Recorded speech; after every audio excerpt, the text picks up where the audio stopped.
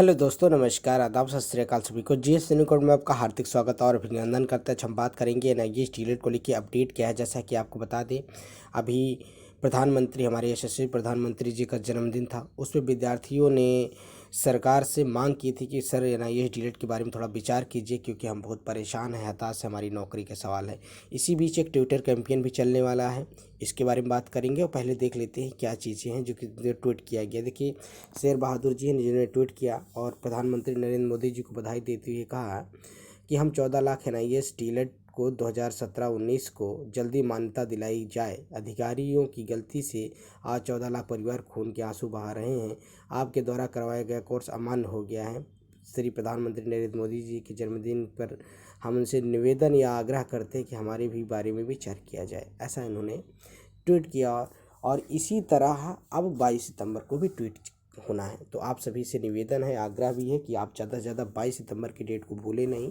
11 बजे से 1 बजे तक ट्विटर कैंपेन चलना है, सरकार को अपनी बात पहुंचानी है। दूसरा चीज़ है, सुप्रीम कोर्ट में रिव्यू पिटीशन की भी डेट है, ट्रांसफर पिटीशन की भी सुनवाई है 23 सितंबर को। तो उसके पहले भी हम लोग को देखिए हर तरह से कोशिश करते रहना जब तक एनआईए डीलेट वैलिड ना हो जाए, क्योंकि देखेंगे टीआरई 4 की भर्ती अक्टूबर के लास्ट वीक में आपको देखने को मिलने वाली है। इसी तरह उत्तर प्रदेश में अन्य राज्यों में भर्तियां चल रही। अब दूसरा चीज़ देखिए, किसने क्या इसके बारे में, नरेंद्र मोदी जी के बारे में या फिर एनआईए के परिप्रेक्ष्य में क्या कहा है कि जवाहरलाल नेहरू जो प्रधानमंत्री बाल दिवस मनाए, चौधरी चरण सिंह किसान दिवस, डॉक्टर भीमराव अम्बेडकर जी समता दिवस, मौलाना अब्दुल कलाम शिक्षा दिवस, एपीजे के छात्र दिवस, लेकिन नरेंद्र मोदी एनआईए डीलेट अभ्यर्थी कत्ल दिवस। सोचिए, राष्ट्रीय बेरोजगार दिवस। कहने मतलब कहीं ना कहीं ऐसे प्रधानमंत्री, देखिए कहीं ना कहीं सर्व की बात है। विद्यार्थी परेशान है, हताश है। आपके पास ऐसा नहीं कि ट्विटर देखते नहीं, क्योंकि ट्विटर एक ऐसा अकाउंट्स है जिसमें सभी लोग उसका कहीं ना कहीं उसका उपयोग करते हैं। दूसरा देखा है एनआईए डीलेट शिक्षक संघ से कहा गया है, युवा आएंगे, बुजुर्ग होएंगे, अधिकार के लिए चिल्लाएंगे, लेकिन उन्हें बिल्कुल भी नहीं सुनी जाएगी। Has NIA delayed UP, has NIA delayed justice.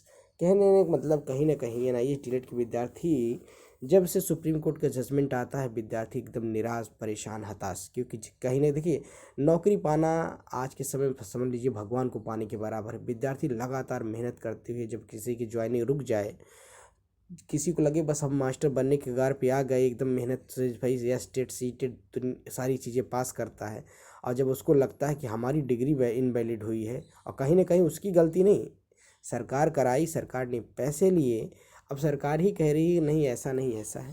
तो हमारे साथ अभी सीनियर एडवोकेट हैं, उन्होंने इशारे में बताया कि किस तरह एनआईए डीलेट वैलिड हो जाएगा और क्या है, और इसके बारे में रिव्यू पिटीशन की भी क्या अपडेट है। चलिए, रिव्यू में सर अलाउ होने के बाद रिव्यू का क्या प्रोसेस रहा, उस पर सर थोड़ा डीपली ब्रीफ कर दीजिए सर जी। देखिए, जब से जयवीर सिंह का जजमेंट आया है, सभी लोगों के पास उसी दिन से दो ऑप्शन है कि या तो जो आपने 2 साल कोर्स किया है एनआईओएस के थ्रू डीएलएड का पैसा भरा है, उसको भूल जाइए और अपनी जिंदगी को नई तरह से शुरू करिए, कहीं और कोर्स आके करिए और उसमें जुड़िए। एक तो ये ऑप्शन है कि आप डर के बेसिकली भाग जाइए कि अब कुछ नहीं हो सकता, हमने सही किया, हमने सरकार की बात मानी, हमने पैसा दिया, पर ठीक है कोर्ट ने नहीं समझा तो नहीं। कुछ इस तरह के लोग कर सकते हैं, और कुछ इस तरह के लोग हैं जो अपनी हक की लड़ाई लड़ रहे हैं कि देखिए हमने जो किया, हमने किसी की अश्योरेंस पे किया, हमने अपना हार्ड अर्न उनको पैसा दिया, और हमने जब कोर्स किया तो हमें ये नहीं बताया गया कि रेगुलर कोर्स और हमारा कोर्स को किसी भी वजह से अलग माना जाए। और ऐसा कोई प्राइवेट कोर्स नहीं है कि किसी सरकार ने शुरू कर दिया और हमने ज्वाइन कर लिया, ये अल्टीमेटली एनसीटी अप्रूव्ड कोर्स है। तो चाहे आपको जीत मिले या ना मिले, लेकिन क्या आप अपने केस को आखिरी पड़ाव तक लेकर गए या नहीं। यानी कि हमारे हिंदू समाज में ये माना जाता है कि मोक्ष तभी मिलेगा जब आपकी अर्थी जो है वो फाइनली हरिद्वार तक पहुंचे। आपको लगे कि सिर्फ शमशान घाट तक पहुंच के हमारी जर्नी खत्म हो जाती है, ऐसा नहीं है। हिंदू समाज में तो माना जाता है कि शमशान घाट के बाद हरिद्वार गंगा मैया तक भी पहुंचना जरूरी है।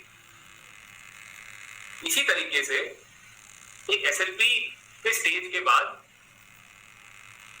रिव्यू पिटीशन का, क्यूरेटिव पिटीशन का प्रावधान संविधान में है। उस प्रावधान को आप कितना स्ट्रेटेजाइज करके आगे ले जा सकते हैं, कितना सोच समझ के ले जा सकते हैं, कितना बारीकी से ले जा सकते हैं, आप पे डिपेंड करता है। सबसे बड़ा उदाहरण आपके पास दिनेश शर्मा का है। दिनेश शर्मा का एमएस भी आज तक डिसमिस हुई है, रिव्यू पिटीशन। हमारा अधिवक्ता का काम है केस को अच्छे से पुट करना, बट हाँ जो हमने स्टेप लिया है, चाहे वो ट्रांसफर पिटीशन में नोटिस इशू कराने का हो, चाहे रिव्यू पिटीशन को ओपन कोर्ट हियरिंग में लाने का हो, ऐसा मैं नहीं कहूंगा, ऐसा आप किसी भी सर्वोच्च न्यायालय में प्रैक्टिस करने वाले अच्छे अधिवक्ता से पूछिए कि क्या ये आम बात है या ये विचित्र बात है। अच्छा, आपको पूछना ना हो तो मैं आपको एक और तरीका बताता हूं कि जिस जजेस ने रिव्यू पिटीशन की ओपन कोर्ट हियरिंग अलाउ करी, वो जब से सुप्रीम कोर्ट में आए हैं उनकी आप हिस्ट्री निकाल के देख लीजिए कि उन्होंने कितने रिव्यू पिटीशन के ओपन कोर्ट हियरिंग को अलाउ किया हो। कितने? आपको अगर 5%, 5 भी चलिए मैं ज्यादा बोल रहा हूं, अगर 2% भी, यानी कि अगर एक जज के पास गए 100 केसेस, उन्होंने 2 केसेस में भी ऐसा किया हो, तो आपको इस स्टेप का महत्व समझ आ जाएगा कि ओपन कोर्ट रिव्यू पिटीशन में इस बेंच के थ्रू अलाउ कराना आम बात है, विचित्र बात है, या बहुत ज्यादा विचित्र बात है।